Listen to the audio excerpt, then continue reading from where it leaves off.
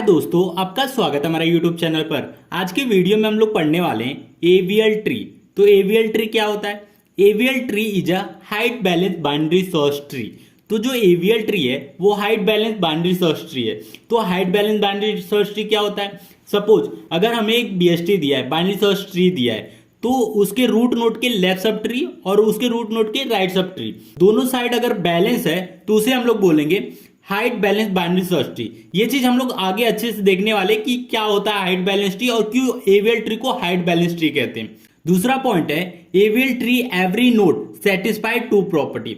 अगर AVL tree है तो वो दो प्रॉपर्टी को सेटिस्फाई करेगा। पहला प्रॉपर्टी क्या है? BST property. लास्ट के वीडियो में हमने बीएसटी प्रॉपर्टी डिटेल में कवर किया था, फिर भी मैं बता दे रहा हूं। सपोज ये हमारा एक ट्री है, बाइनरी सर्च ट्री है, तो ये रूट नोड है, ये लेफ्ट सब ट्री है और ये राइट सब ट्री है। तो लेफ्ट सब ट्री के अंदर जितने भी नोड रहेंगे उनकी वैल्यू रूट नोड की वैल्यू से छोटी रहेगी, मतलब लेस देन रहेगी। राइट सब ट्री में जितने नोड रहेंगे उन सारे नोड की वैल्यू रूट नोड की वैल्यू से बड़ी रहेगी। तो ये बीएसटी की दो प्रॉपर्टी थी। दूसरा हमारा प्रॉपर्टी है एवीएल ट्री प्रॉपर्टी। तो एवीएल ट्री प्रॉपर्टी क्या होता है? The balancing factor of each node is either 0, -1 और +1। अगर किसी नोड का बैलेंसिंग फैक्टर 0, -1, +1 होता है तो उसे हम लोग बोलते हैं एवीएल ट्री प्रॉपर्टी।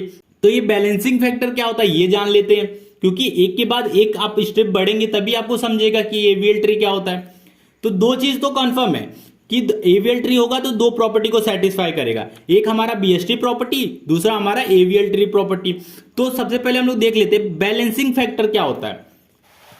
सपोज ये हमारे पास एक ट्री का स्ट्रक्चर है, तो इसका बैलेंसिंग फैक्टर हमें फाइंड आउट करना है। तो सबसे पहले हम लोग क्या करेंगे, जितने लीफ नोड रहेंगे सारे लीफ नोड का बैलेंसिंग फैक्टर 0 होता है, क्योंकि 0 लेवल पे, इसलिए सारे का बैलेंसिंग फैक्टर 0 होता है। तो सबका 0 लिख दीजिए, 0। अब सबका हाइट 0 है इसलिए सबका बैलेंसिंग फैक्टर 0 होगा।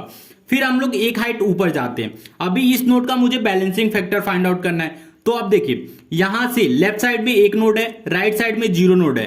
तो लेफ्ट साइड में एक नोड है, राइट साइड में 0 नोड है, तो इसका बैलेंसिंग फैक्टर क्या होगा? 1 - 0 1। तो 1 का मतलब +1, तो इसका बैलेंसिंग फैक्टर +1 है। इसका देखते हैं, इस नोड का बैलेंसिंग फैक्टर क्या है। अब देखिए इसकी हाइट कितना है? 0 1 2, तो इसकी हाइट लेफ्ट साइड से 2 है, माइनस राइट साइड में कितनी हाइट है? 0 1, तो 1 हाइट है, तो 1 लिख देंगे। तो इसका बैलेंसिंग फैक्टर क्या हो गया? 1। तो 1 का मतलब क्या होता है? +1, तो इसकी भी बैलेंसिंग फैक्टर +1 हो गया।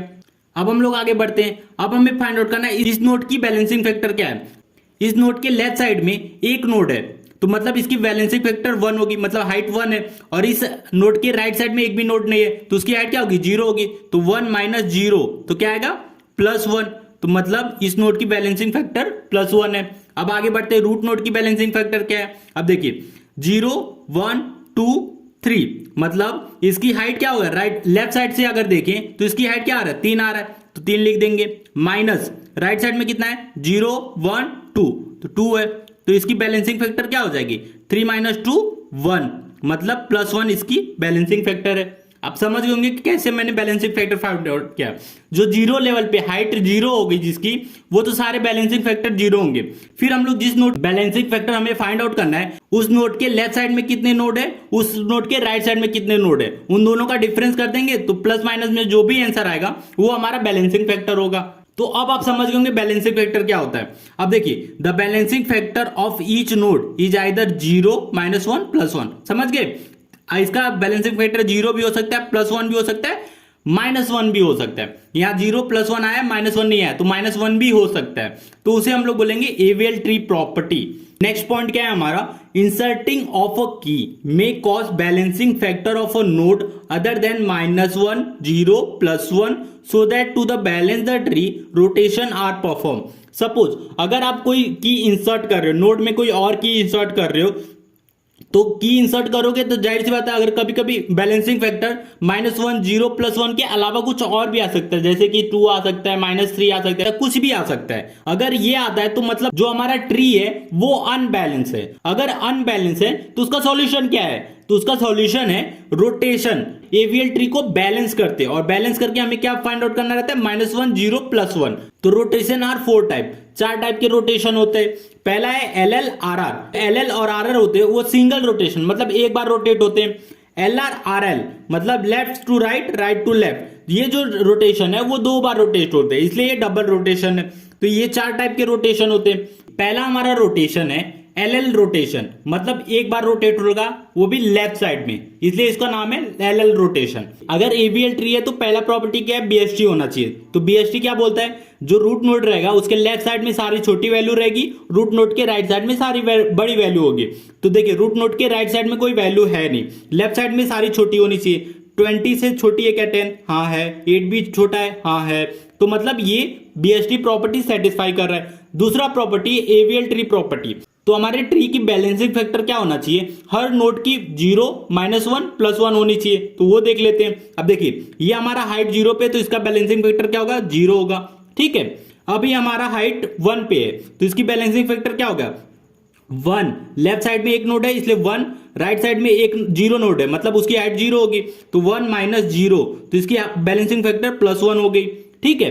अब हम लोग 20 का देखते हैं, इसका बैलेंसिंग फैक्टर क्या है। अब देखिए 0, 1, 2, लेफ्ट साइड से हाइट क्या है, 2 है, और राइट साइड में कोई हाइट है ही नहीं, तो मतलब 0, तो 2 - 0 मतलब +2, तो मतलब इसका हाइट क्या है, +2 है, मतलब बैलेंस नहीं है। तो बैलेंस करने के लिए हम लोग क्या करते हैं, एल एल रोटेशन करेंगे। तो जिससे एल एल रोटेशन क्या होता है पहले वो देख लीजिए। अब देखिए एल एल का मतलब अगर आप पकड़ रहे लेफ्ट साइड से, मतलब लेफ्ट साइड से मूव होगा, देखिए इस डायरेक्शन में मूव होगा, तो हमारा जो नोड रहेगा बीच वाला, हमारा जो नोड रहेगा वो रूट नोड बन जाएगा, और 20 राइट साइड में चला जाएगा और 8 हमारा लेफ्ट साइड में ही रहेगा। मतलब हमारा जो नीचे वाला रहेगा वो हिलेगा नहीं, बस ऊपर का नोड नीचे आ जाता है, तो उसको हम लोग बोलते हैं एल एल रोटेशन। 10 हमारा क्या हो गया, रूट नोड हो गया, 8 हमारा लेफ्ट साइड चला गया, 20 हमारा राइट साइड चला गया। अब दूसरा है हमारा R R rotation. R R rotation भी सिंगल रोटेशन है, मतलब एक बार रोटेट होगा, राइट साइड में है सारी वैल्यू बड़ी है, मतलब ये बीएसटी प्रॉपर्टी सेटिस्फाई कर रहा है। ठीक है। अब दूसरी प्रॉपर्टी है एवीएल ट्री प्रॉपर्टी। तो इसका बैलेंसिंग फैक्टर क्या होगा, अगर इसकी बैलेंसिंग फैक्टर की बात करें तो इसकी बैलेंसिंग फैक्टर 0 होगी।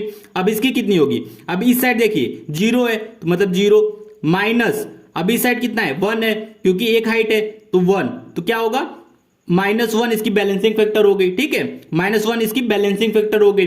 अब हम लोग 5 का देखते हैं, इस साइड से 0 है तो 0 रहेगा, माइनस इस साइड से हाइट कितनी है, 0, 1, 2 है, तो हमारा बैलेंसिंग फैक्टर क्या हो गया, -2 हो गया।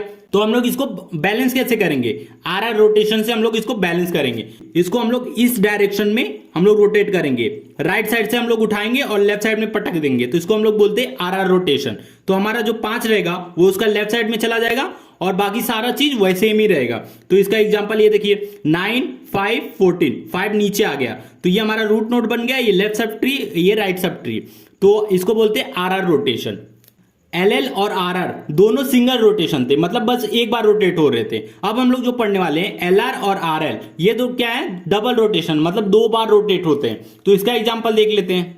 थर्ड जो हमारा एग्जांपल है एल आर रोटेशन। तो एल आर रोटेशन क्या बोलता है कि 2 बार रोटेशन होगा। पहला प्रॉपर्टी क्या है, बीएसटी प्रॉपर्टी होना चाहिए। बीएसटी प्रॉपर्टी देखते हैं। अब देखिए इसका हाइट 0 है तो इसका बैलेंसिंग फैक्टर 0 होगा। ठीक है। अब 10 का बैलेंसिंग फैक्टर क्या होगा, लेफ्ट साइड में 0 है तो 0 -1, तो इसका बैलेंसिंग फैक्टर -1 हो गया। ठीक है, इसका बैलेंसिंग फैक्टर -1 हो गया। अब इसका बैलेंसिंग फैक्टर देखिए तो इसके राइट साइड में कितने नोड है, 0, 1, 2 है, और राइट साइड में 0 है तो 0, तो इसका बैलेंसिंग फैक्टर 2 हो गया, +2 हो गया। ठीक है, तो मतलब ये बैलेंस नहीं है, तो बैलेंस नहीं है तो इसको कैसे करेंगे हम लोग, एल आर रोटेशन से हम लोग इसको बैलेंस करेंगे।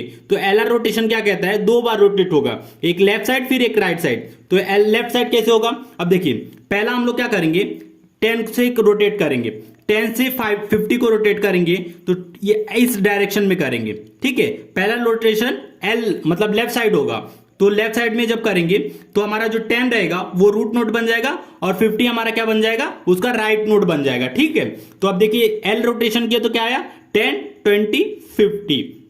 लेकिन बीएसटी प्रॉपर्टी भी सेटिस्फाई करना चाहिए। तो बीएसटी प्रॉपर्टी क्या होता है, 10 हमारा रूट नोड है, तो रूट नोड के राइट साइड में सारी बड़ी वैल्यू, तो देखिए 50 हमारा सारी बड़ी वैल्यू, 50 हमारा बड़ी वैल्यू है, लेकिन रूट नोड के लेफ्ट साइड सारी छोटी वैल्यू होना चाहिए। तो 20 हमारा क्या छोटी वैल्यू है, नहीं बड़ी वैल्यू है। तो इसके लिए हम लोग एक बार और रोटेशन करेंगे जिससे हमारा ट्री बैलेंस हो जाए।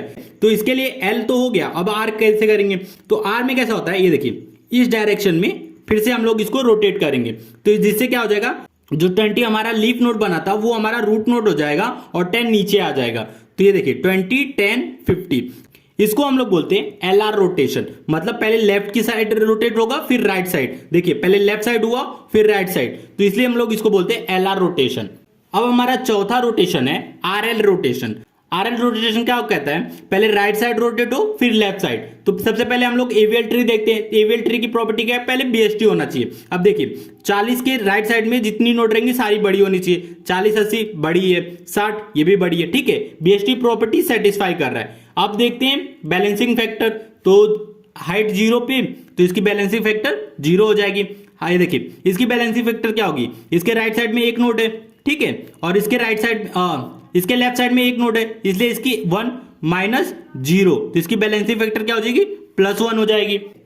अब 40 की बात करें तो इसकी बैलेंसिंग फैक्टर क्या होगी, लेफ्ट साइड में कुछ है नहीं तो मतलब 0, राइट साइड में कितना है 0, 1, 2 है, तो मतलब -2 इसकी बैलेंसिंग फैक्टर हो जाएगी। अब ये बैलेंस नहीं है, तो इसको हम लोग बैलेंस कैसे करेंगे, RL रोटेशन से हम लोग इसको बैलेंस करेंगे। तो पहले R रोटेशन होगा, तो R रोटेशन क्या करेगा, ये देखिए पहले हम लोग क्या करेंगे, R रोटेशन करेंगे, ठीक है। ये देखिए इसको बोलते हैं R रोटेशन। तो R रोटेशन से क्या होगा, जो हमारा 80 रहेगा वो रूट नोड बन जाएगा और 40 हमारा लेफ्ट साइड चला जाएगा और 60 हमारा राइट साइड में ही रहेगा, ठीक है। तो 80, 40, 60। लेकिन अब गौर करने वाली बात यह है कि जो हमारा BST प्रॉपर्टी सेटिस्फाई होना चाहिए, AVL ट्री प्रॉपर्टी सेटिस्फाई कर रहा है, लेकिन BST प्रॉपर्टी क्या बोलता है, रूट नोड से लेफ्ट साइड जितनी वैल्यू रहेगी वो सारी छोटी होगी, राइट साइड में जितनी वैल्यू रहेगी बड़ी रहेगी। अब देखिए 40 छोटी है, ठीक है, 60 बड़ा होना चाहिए लेकिन 80 से छोटा है, इसलिए BST प्रॉपर्टी सेटिस्फाई नहीं कर रहा है। तो इसके लिए हम लोग क्या करेंगे, लेफ्ट रोटेशन भी करेंगे। तो लेफ्ट रोटेशन कैसे होगा, ये देखिए इस डायरेक्शन में हम लोग लेफ्ट रोटेशन करेंगे, तो इससे क्या होगा 60, 40, 80 हो जाएगा। हमारा ट्री कैसा हो जाएगा, बैलेंस हो जाएगा। तो BST ट्री सेटिस्फाई करेगा, साथ में AVL ट्री भी प्रॉपर्टी सेटिस्फाई करेगा। 2 बार रोटेशन हुआ इसलिए इसको पहले राइट साइड में हुआ फिर लेफ्ट साइड में हुआ, तो इसलिए इसको RL रोटेशन कहते हैं। तो हमने 4 टाइप के रोटेशन देखा, LL, RR, LR, RL। तो ये जो 4 टाइप के रोटेशन थे इसमें सिंगल भी थे, डबल भी थे, और चारों तरह से हम लोग कैसे करते हैं, AVL ट्री को बनाने के लिए हम लोग ये 4 रोटेशन का फॉलो करते हैं। 4 रोटेशन से हम लोग कैसे AVL ट्री बनाते हैं, ठीक है। वीडियो अच्छा लगा तो प्लीज वीडियो को लाइक और हमारे चैनल को सब्सक्राइब कीजिए।